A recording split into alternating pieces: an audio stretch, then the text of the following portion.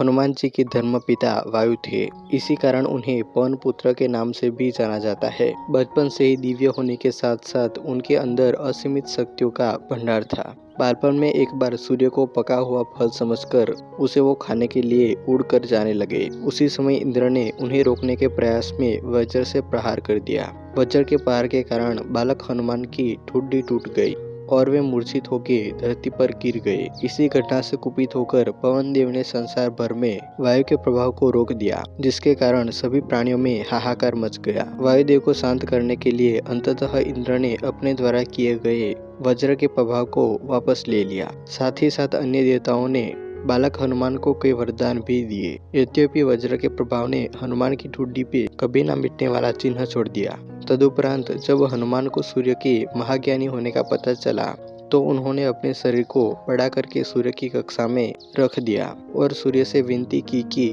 वो उन्हें अपना शिष्य स्वीकार करे। मगर सूर्य ने उनका अनुरोध ये कहकर अस्वीकार कर दिया कि चूंकि वो अपने कर्म स्वरूप सदैव अपने रथ पे भ्रमण करते रहते हैं, अतः हनुमान प्रभावपूर्ण तरीके से शिक्षा ग्रहण नहीं कर पाएंगे। सूर्यदेव की बातों से विचलित हुए बिना हनुमान ने अपने शरीर को और बड़ा करके अपने एक पैर को पूर्वी छोर पे और दूसरे पैर को पश्चिमी छोर पे रखकर पुनः सूर्यदेव से विनती की और अंततः हनुमान के सतात्य यानी दृढ़ता से प्रसन्न होकर सूर्य ने उन्हें अपना शिष्य स्वीकार कर लिया। तदुपरांत हनुमान ने सूर्यदेव के साथ निरंतर भ्रमण करके अपनी शिक्षा ग्रहण की। शिक्षा पूर्ण होने के उपरांत हनुमान ने सूर्यदेव से गुरु दक्षिणा लेने के लिए आग्रह किया, परंतु सूर्यदेव ने ये कहकर मना कर दिया कि तुम जैसे समर्पित शिष्य को शिक्षा प्रदान करने में मैंने जिस आनंद की अनुभूति की है वो किसी गुरु दक्षिणा से कम नहीं है। परंतु हनुमान ने पुनः आग्रह करने पर सूर्यदेव ने गुरु दक्षिणा स्वरूप हनुमान को सुग्रीव की सहायता करने की आज्ञा दे दी, जो सूर्य के धर्मपुत्र थे।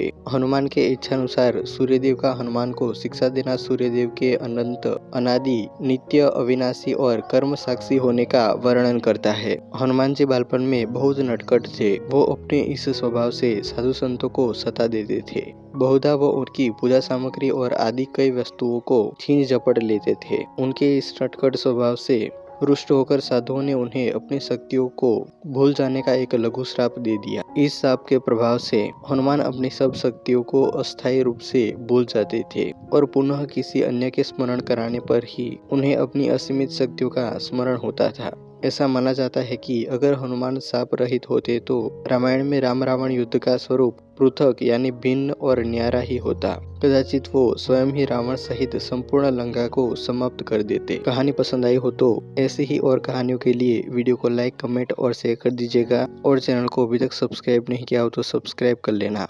मिलते हैं और एक वीडियो में। जय हिंद, वंदे मातरम।